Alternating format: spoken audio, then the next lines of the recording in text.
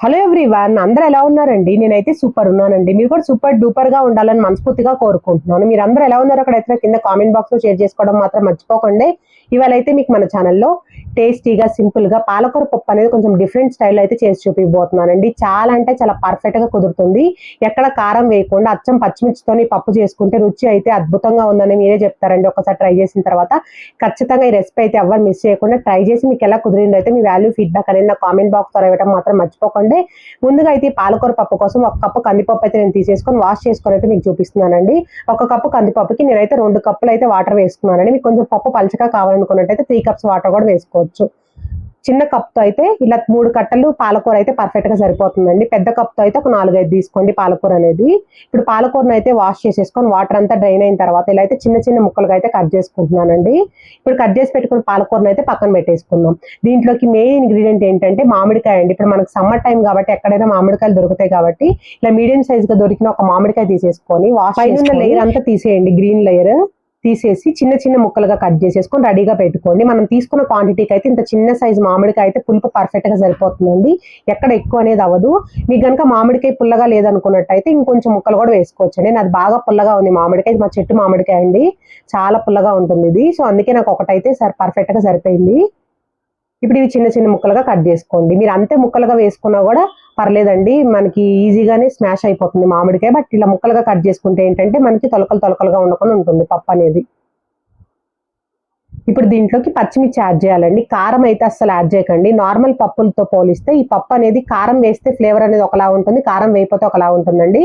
ఒకసారి అయితే పచ్చిమిర్చి ఘాటుతోని ఈ పప్పు అనేది ట్రై చేయండి. ప్రతిసారి ఇలానే చేసుకుంటారు. సో పచ్చిమిర్చి కూడా కట్ చేసుకున్నాను. ఒక 15 పచ్చిమిర్చి అయితే పర్ఫెక్ట్ గా సరిపోతాయండి. బాగా ఘాటు అయితే ఒక 10 వేసుకోండి.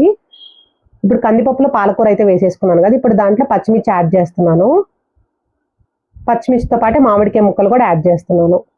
ముందే మామిడికాయ ముక్కలు యాడ్ చేయకండి. పాలకూర వేసిన తర్వాత పైన వేయండి. అప్పుడు ఏంటంటే కందిపప్పు అనేది ఒక్కొక్కసారి పులుపు తగిలితే ఉడకదు కదండి. సో మా దగ్గర పెద్ద సైజు మామిడికాయ ఉంది, చిన్న సైజు లేదు. ఎలా వేయాలనుకుంటారేమో బిగినర్స్ ఎవరైనా వంట నేర్చుకునే వాళ్ళు, మీకు అర్థం కావాలని చెప్తున్నారండి. ఒక 2 గుప్పెలు మామిడికాయ ముక్కలు వేయండి. అప్పుడు పులుపు అనేది ఎక్కువ అవ్వకుండా పర్ఫెక్ట్ గా ఉంటుంది. హాఫ్ స్పూన్ పసుపు వేసుకున్నాను. చిన్న గోలీ సైజ్ అంత అయితే చింతపండు వేసుకున్నాను. ఎక్కువ వేయకండి, చింతపండు ఎక్కువ వేసుకుంటే మళ్ళీ పులుపు ఎక్కువ అయిపోతుంది. 1 స్పూన్ ధనియా పౌడర్ వేసుకున్నాను. చిన్న స్పూన్తో 1 స్పూన్ గీ వేసుకున్నానండి. ఇక్కడ గీ వేసుకోవడం వల్ల పప్పుకి మంచి ఫ్లేవర్ వస్తుంది. మీరు ఏ పప్పు చేసినా కూడా లాస్ట్ లో ఖచ్చితంగా గీ యాడ్ చేసి చూడండి, మీకు పప్పు ఫ్లేవరే మారిపోతుంది. ఇల్లంతా మంచి స్మెల్ వస్తుందండి ఉడికిన తర్వాత పప్పు అనేది. పప్పు చేయడం కూడా ఒక ఆర్ట్ అండి. అందరు రకరకాలుగా పప్పు అయితే చేస్తారు కదా, బట్ అందరిది ఒక టేస్ట్ ఉండదు. మీరు ఎప్పుడైనా గమనించారా? పప్పు అనేది మనం చేసే దాంట్లోనే ఉంటుందండి. టేస్టీగా చేయాలనుకున్నట్టయితే ఖచ్చితంగా నేను చూపించినట్టు ట్రై చేయండి. చేసుకుని కుక్కర్ అయితే పెట్టేసుకున్నానండి. మీడియం ఫ్లేమ్ మీద ఒక 3 విజిల్స్ రానిచ్చాను. 3 విజిల్స్ కి మనకి పర్ఫెక్ట్ గా పప్పు అనేది ఉడికిపోతుందండి. ఎక్కువ విజిల్స్ రానిస్తే మళ్ళీ అడుగంటుతుందండి. ఎందుకంటే మనకి కందిపప్పు త్వరగా ఉడుకుతుంది, పాలకూర కూడా త్వరగానే ఉడుకుతుంది కాబట్టి మామిడికాయ కూడా ఈజీగానే మెత్తగా అయిపోతుందండి. సో అందుకోసం ఎక్కువ విజిల్స్ రానివ్వకండి, మళ్ళీ అడుగంటుతుంది. సో ప్రెషర్ అంతా పోయిన తర్వాత అయితే మీకు చూపిస్తున్నాను. చూడండి పప్పు అనేది ఎంత పర్ఫెక్ట్ గా కుదిరిందో. చెప్పాను కదండి, మీకు పలచగా కావాలనుకున్నట్టయితే పప్పు అనేది పలచగా కూడా చేసుకోవచ్చు. ఇలా అయితే స్మాష్ చేసుకుంటున్నాను. స్మాష్ చేసుకున్న తర్వాత తాలింపు పెట్టేసుకున్నామండి. తాలింపే మంచి ఫ్లేవర్ వస్తుందండి పప్పుకి. ఎలా పెట్టుకుంటానో తాలింపు చూపించేస్తాను. స్టవ్ ఆన్ చేసేసుకొని చిన్న కళాయి అయితే పెట్టుకున్నానండి. హీట్ అయిన తర్వాత దాంట్లో ఒక 2 స్పూన్స్ అన్న 3 స్పూన్స్ అన్న ఆయిల్ వేసుకోండి. ఆయిల్ హీట్ అయిన తర్వాత దాంట్లో ఖచ్చితంగా ఎండుమిర్చి అనేది వేసుకోండి. పాలకూర పప్పుకి ఎండుమిర్చి వేసుకోవడం వల్ల దానికి వచ్చే అరోమా చాలా బాగుంటుందండి. ఖచ్చితంగా అయితే ఒకసారి ట్రై చేయండి. మీకు దగ్గర చల్ల మిరపకాయలు అంటారు కదండి, అది ఉంటే అవి కూడా ఇక్కడ తాలింపులో వేసుకోండి. అవి వేసుకుంటే కూడా చాలా మంచి ఫ్లేవర్ వస్తుంది. మజ్జిగ మిరపకాయలు అంటారు కదా, అవి ఉంటే ఈ తాలింపులో ఒక్కసారి వేసి చూడండి.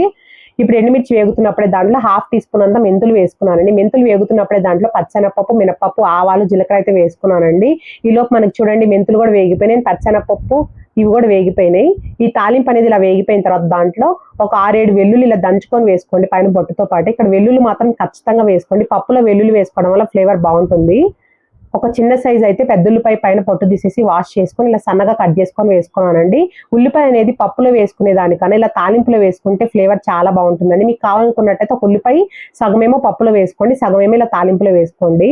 ఉల్లిపాయ అనేది ఇలా వేగుతున్నప్పుడే దాంట్లో 1/2 టీ స్పూన్ అంత అయితే ఇంగువ వేసుకున్నానండి. ఇక్కడ ఇంగువ వేసుకోవడం వల్ల మనకి హోటల్స్ లో తింటే పప్పు ఎలా ఉంటుందో మంచి ఫ్లేవర్ తో సేమ్ అంతే ఉంటుందండి. మీకు నచ్చకపోతే ఇంగువ స్కిప్ చేయొచ్చు, బట్ వేసుకుంటే ఫ్లేవర్ చాలా బాగుంటుంది. ఇప్పుడు ఉల్లిపాయ అనేది లైట్ గా కొంచెం కలర్ చేంజ్ అవ్వాలండి. సో అప్పటి వరకు అయితే ఫ్రై చేసుకోండి. వేసుకోవాలి. దీంట్లో ఒక గుప్పెడు అయితే కరివేపాకు వేసుకున్నానండి. నేను కరివేపాకు అండ్ కొత్తిమీర కొంచెం ఎక్కువ వాడతానండి, ఎందుకంటే మాకు ఆ ఫ్లేవర్స్ నచ్చుతాయి కాబట్టి. మీకు నచ్చకపోతే లైట్గా వేసుకోండి. ఇప్పుడు ఉల్లిపాయ చూసారా అండి, ఇలా లైట్గా కొంచెం కలర్ చేంజ్ అయింది కదా. ఇప్పుడు దీంట్లో స్మాష్ చేసి పెట్టుకున్న పప్పు అయితే వేసుకోవాలండి. పప్పు చూసారండి కొంచెం చిక్కగా ఉంది కాబట్టి నేను కొంచెం అడుగంటినట్టు ఉంది కదండి కుక్కర్కి, దాంట్లో కొంచెం వాటర్ వేసేసుకొని కొంచెం క్లీన్ చేసినట్టు క్లీన్ చేసేసుకొని ఆ వాటర్ అయితే వేసేసుకొని మిక్స్ చేసుకున్నానండి. మీకు పప్పు పలచగా కావాలనుకున్నట్టయితే ఈ స్టేజ్లో కొంచెం వాటర్ కూడా యాడ్ చేసుకోవచ్చు. హాట్ వాటర్ యాడ్ చేయండి వేసినట్టయితే. ఇప్పుడు ఈ పప్పునైతే ఒకసారి మొత్తం ఇలా మిక్స్ చేసుకుంటున్నాను.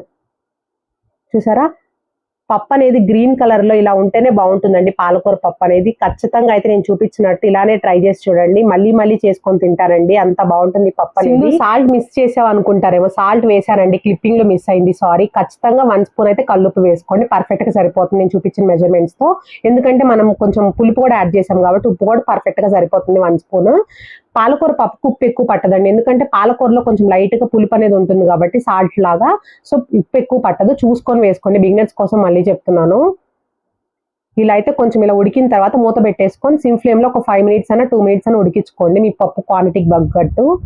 ఇలా పప్పు అనేది కొంచెం ఇలా కుదుపులుగా వచ్చేసిన తర్వాత లాస్ట్ లో సన్నగా కట్ చేసి పెట్టుకొని కొత్తిమీర వేసేసుకొని ఒక్కసారి మిక్స్ చేసేసి సర్వ్ చేసేసుకోవడమే అండి. అంతే అండి, టేస్టీ మామిడికాయతో చేసిన పాలకూర పప్పు అయితే రెడీ అయిపోయింది. టేస్ట్ అయితే చాలా చాలా బాగుంటుందండి. ఈ పాలకూర పప్పు కాంబినేషన్ ఆమ్లెట్ అన్నా లేకపోతే పొటాటో ఫ్రై అయినా చాలా బాగుంటుంది. ఒక్కసారి అయితే ట్రై చేసి చూడండి. Bye bye.